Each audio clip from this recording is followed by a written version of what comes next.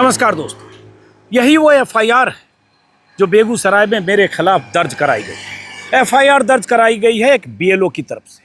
BLO पर जिला प्रशासन का दबाव था। जिला निर्वाचन अधिकारी होते हैं डीएम। दबाव इसलिए था क्योंकि मैंने बेगूसराय के बलिया प्रखंड में बहुत सारे जो बीएलओ थे या जो सुपरवाइजर होते हैं वो जिस तरह से फॉर्म अपलोड कर रहे थे, कुछ अधूरे फॉर्म अपलोड कर रहे थे, कुछ फॉर्म्स पर दस्तखत और नाम के सिवा कुछ भी नहीं लिखा था, कॉलम्स खाली थे और बहुत कुछ जो उस कैमरे में मेरे कैमरे में कैद हुआ वो मैंने अपलोड किया। उसके बाद खलबली मची, नाराजगी हुई प्रशासन में। मेरे पास एसडीओ के फ़ोन आया 2 बार कि आप इस वीडियो को अपलोड मत कीजिए। फिर मेरे पास एसडीओ के फ़ोन आए, माफ़ करें, वीडियो के फ़ोन आए और उनकी बात मैंने नहीं मानी। उस वीडियो को मैंने अपलोड किया और उसके बाद अंजाम ये हुआ, नतीजा ये कि मेरे खिलाफ एफआईआर दर्ज हुई। अब इस एफआईआर में जो धाराएं लगाई गई हैं, जो मुझ पर आरोप लगाए गए हैं, उनको मैं पढ़कर आपको सुनाने से पहले ये बता दूं, यही वो वीडियो है। और मैं चाहूँगा एक दर्शक के तौर पर एफआईआर में जो आरोप मुझ पर लगाए गए उसको भी सुनिए और उसके बाद ये वीडियो मेरे YouTube प्लेटफॉर्म पर है, जाकर इस वीडियो को देखिए। इसमें 40 मिनट का वीडियो है। थोड़ा वक्त एक दर्शक के तौर पर आप खर्च कीजिए, आप खुद तय कीजिए, आप जज बनिए और आप तय कीजिए कि जो आरोप मुझ पर हैं और जो वीडियो में मैंने रिकॉर्ड किया है, क्या ये मैच करते हैं? क्या ये आरोप मुझ पर इस वीडियो को देखने के बाद साबित होते हैं? इस वीडियो में जो मैंने सवाल उठाए, जिस तरह से अधूरे फॉर्म भरे जा रहे थे या जो कुछ चुनाव आयोग की गाइडलाइन के खिलाफ हो रहा था, उन सवालों का जवाब देने की बजाय, उन चुनाव आयोग की गाइडलाइंस के खिलाफ जाकर अधूरे फॉर्म भरने पर जवाब देने की बजाय मेरे खिलाफ एफआईआर दर्ज कर दी। और एफआईआर में कुछ ऐसी बातें कही गई जो मेरे वीडियो में कहीं है नहीं। और इस वीडियो को आप ज़रूर देखिए। एक दर्शक का सपोर्ट, समर्थन बहुत ज़रूरी है। मैं बेगूसराय में हूँ, जैसा कि आप जानते हैं, और खलबली इसलिए मची है क्योंकि मैं लगातार 5 दिनों से स्पेशल इंटेंसिव रिवीजन के नाम पर बिहार में जो कुछ चल रहा है, जो तमाशा चल रहा है और जिस तरह से बीएलओ दबाव में काम कर रहे हैं, दिन रात काम कर रहे हैं, उसके बाद भी जो मुश्किलें, परेशानियां आ रही हैं, मतदाताओं को जो दिक्कतें आ रही हैं, जो प्रशासन के दबाव में जो जिस तरह से जल्दबाजी में टारगेट पूरा करने के लिए जो काम किए जा रहे हैं, अधूरे फॉर्म, उस पर मैंने कई रिपोर्ट की है और उससे हंगामा मचा है। नतीजा है ये एफआईआर। एफआईआर में एक मुस्लिम बीएलओ को मोहरा बनाया गया है। बीएलओ साहब की तरफ से बलिया थाने में एफआईआर दर्ज कराई गई है जिसमें कहा गया है कि मैं अंसारुल हक, अपना पता उन्होंने लिखा साहेबपुर कमाल विधानसभा निर्वाचन क्षेत्र, प्रखंड सभागार बलिया में गणना प्रपत्र को बीएलओ ऐप से अपलोड कर रहा था। सुबह लगभग 9:30 बजे यूट्यूबर अजीत अंजुम, उनके सहयोगी और कैमरामैन अनाधिकृत रूप से सभागार में प्रवेश कर हमसे सवाल जवाब करने लगे कि आपके बूथ में कितने मतदाता हैं, कितने को प्रपत्र दिया, कितने का प्रपत्र वापस लिया, बूथ में कितने मुस्लिम मतदाता हैं, कितने मतदाता ने फॉर्म के साथ पेपर जमा किया। अब इसमें से कोई सवाल ऐसा है जो किसी तरह से सांप्रदायिक सौहार्द को ख़राब करता हो, सामाजिक बैमनस की वजह बनता हो, किसी तरह से ऐसा हो जो सवाल पूछना कोई गुनाह, कुछ भी ऐसा है? हमने जानने की कोशिश की बीएलओ से। बहुत सारे बीएलओ थे, वहाँ कुछ सुपरवाइजर थे। उसके बाद आगे कहा गया कि मैंने सभी को फॉर्म बांट दिया, पुनः पेपर के साथ प्राप्त कर लिया। ये मैंने उनको बताया। यूट्यूबर अजीत अंजुम का फोकस इस बात पर था कि मुस्लिम मतदाताओं को परेशान किया जा रहा है, जो कि सरासर गलत है। अब आप मेरे इस वीडियो को सुनिएगा। ये जिन बीएलओ साहब ने मुझ पर ये आरोप लगाकर एफआईआर किए, मैं जानता हूँ, अंदाज़ा लगा सकता हूँ कि उन पर कितना दबाव जिला प्रशासन की तरफ से होगा।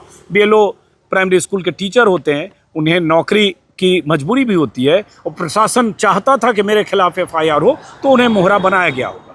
तो वो वही कहेंगे जो प्रशासन चाहेगा, तो उन्होंने वही कहा। लेकिन कैमरे में जो उन्होंने कहा उसको देखकर आप तय कीजिए कि आपको लगता है कि ज़बरदस्ती उनसे बात कर रहे हैं। मैं गया था वहाँ पूछकर, आपको लगता है कि बीएलओ साहब को मैं कामकाज में, सरकारी कामकाज में उनको बाधा डाल रहा हूँ? ये भी आप देखिएगा। और आप इस देख कर इस वीडियो को ये भी तय कीजिए कि ये लगता है कि मेरा फोकस इस बात पर है कि मुस्लिम मतदाता को परेशान किया जा रहा है। बिल्कुल नहीं। मैं बीएलओ साहब ने जो कहा इस वीडियो में है, मैं सिर्फ इसलिए थोड़ा हैरान बल्कि हुआ, उन्होंने कहा हमारे मुस्लिम वोटर्स जागरूक हैं और इसलिए 80% वोटर्स, अगर मुझे याद आ रहा है, दस्तावेज के साथ फॉर्म जमा कर रहे हैं और मैं बिना दस्तावेज के फॉर्म नहीं ले रहा हूँ, दस्तावेज उनको देने को कह रहा हूँ। तो मैंने हैरानी जताई कि ये तो अच्छी बात है, बहुत जगह बूथ पर जा रहा हूँ उसमें देख रहे हैं कि बिना कागज पत्तर बिना फोटो के जमा हो रहे हैं। आपने तो इतना डॉक्यूमेंटेशन किया है, उन्होंने सारे डॉक्यूमेंटेशन दिखाए, लेकिन यहाँ उन्होंने क्या कर दिया, मेरा फोकस इस पर था नहीं। वहीं और वो बूथ एजेंट थे, माफ़ करिए BLO थे, उनसे क्या किया, क्या पूछा।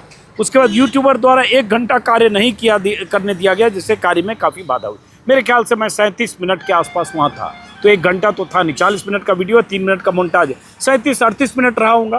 तो 38 मिनट को 1 घंटा लिखा गया, तथ्यात्मक तौर पर गलत है।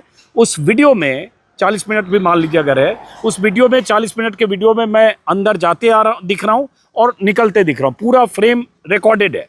अब पूरे वीडियो का ड्यूरेशन जोड़ लीजिए कि मैं कितनी देर अंदर था, उस वीडियो से पता चलेगा। उसके बाद अतः श्रीमान से अनुरोध है, थाना प्रभारी को इन्होंने लिखा कि अजीत अंजुम यूट्यूबर और उनके सभी सहयोगी पर सरकारी कार्य में बाधा डालने और सांप्रदायिक द्वेष फैलाने के संबंधित सुसंगत धाराएं लगाते हुए प्राथमिकी दर्ज किया। सांप्रदायिक द्वेष और सरकारी कार्य में बाधा, आप इसको देखिए वीडियो को, क्या इसमें सांप्रदायिक द्वेष की बात कर रहा हूँ, क्या सांप्रदायिक द्वेष फैल रहा है, ये भी आप तय कीजिए। और साथ में इस वीडियो से जो सवाल उठ रहे हैं, उन सवालों का जवाब देना, या जो कमियां हैं, खामियां हैं, उन खामियों को दुरुस्त करना चुनाव आयोग की ये जिम्मेदारी बनती है, या ये बनती है कि चूंकि कुछ चीज़ें मेरे वीडियो में दिख गई, उस पर कुछ बवाल हुआ, इसलिए मुझे ही FIR के दायरे में घसीट लो। बहुत सारी धाराएं लगाई गई है, स्क्रीन पर वो धाराएं देख लीजिए। और जाहिर है इसमें कोई जो पुलिस अधिकारी ने नीचे लिखा है, बलिया थाना के SI Rajeshwar Pandit will please investigate this case.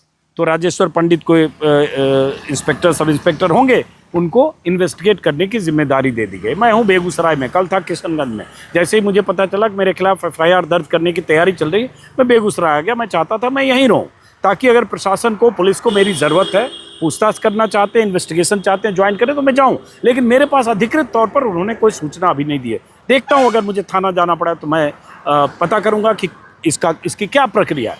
लेकिन पुलिस से भी मैं इंतज़ार करूँगा कि अधिकृत तौर पर मुझे जानकारी दें। अब सवाल ये उठता है, मैं BLO साहब से भी कहूँगा कि अपनी अंतरात्मा की आवाज़ सुनिए और आप तय कीजिए कि आप जो कह रहे हैं, आप कितने दबाव में कह रहे होंगे। मैं अंदाज़ा लगा सकता हूँ, मैं कल्पना कर सकता हूँ।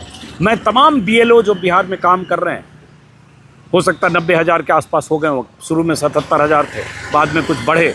ये 90,000 BLO कैसे दिन रात काम कर रहे हैं, कितने दबाव में काम कर रहे हैं, किस तरह से उन्हें रविवार को छुट्टी के दिन भी 12 घंटे काम लिया जा रहा है, किस तरह से जो काम 2 महीने में होना चाहिए उन्हें 10 दिन और 15 दिन में ख़त्म करने को कहा जा रहा है, किस तरह से उनको टारगेट पूरा करने के लिए लगातार खटाया जा रहा है।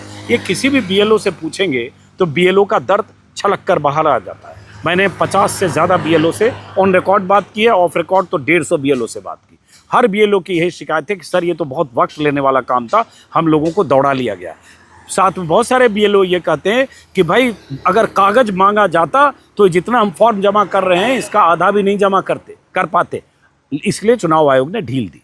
तो हम यही सब बात कर रहे हैं। चुनाव आयोग ने 2 फॉर्म की बात की, एक ही फॉर्म लेकर BLO जा रहे हैं, अधूरे फॉर्म भरे जा रहे हैं। कई जगह अखबारों में अब खबर छप रही है कि दस्तखत करके कौन जमा कर रहा है ये पता नहीं चल रहा है, या फॉर्म जमा हो गया और मतदाता कुछ जगह शिकायत कर रहे हैं कि उन्होंने फॉर्म खुद भरा नहीं। तो ऐसी तमाम चीज़ें आ रही है, एक दबाव का माहौल है, और उस दबाव के माहौल में जो हो रहा है उसी का नतीजा है कि मेरी रिपोर्ट से मची खलबली के बाद मेरे खिलाफ FIR दर्ज करा दी गई। अब देखते हैं आगे क्या प्रक्रिया है, क्या चाहती है सरकार, क्या चाहता है प्रशासन, क्या चाहता है चुनाव आयोग।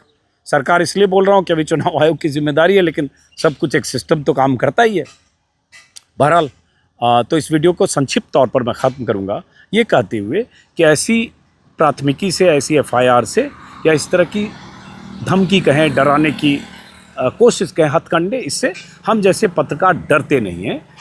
मैं गलत नहीं और मुझे गलत नहीं करना चाहिए, मुझे तथ्यों के बगैर कोई रिपोर्ट नहीं करना चाहिए, मुझे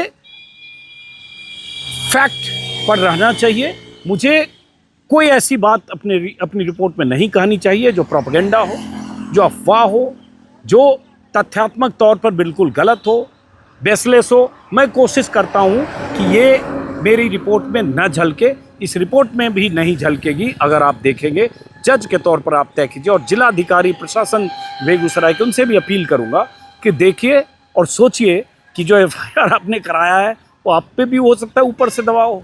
लेकिन चलिए, अब इस इन्वेस्टिगेशन के तहत क्या होता है उसका इंतज़ार करेंगे।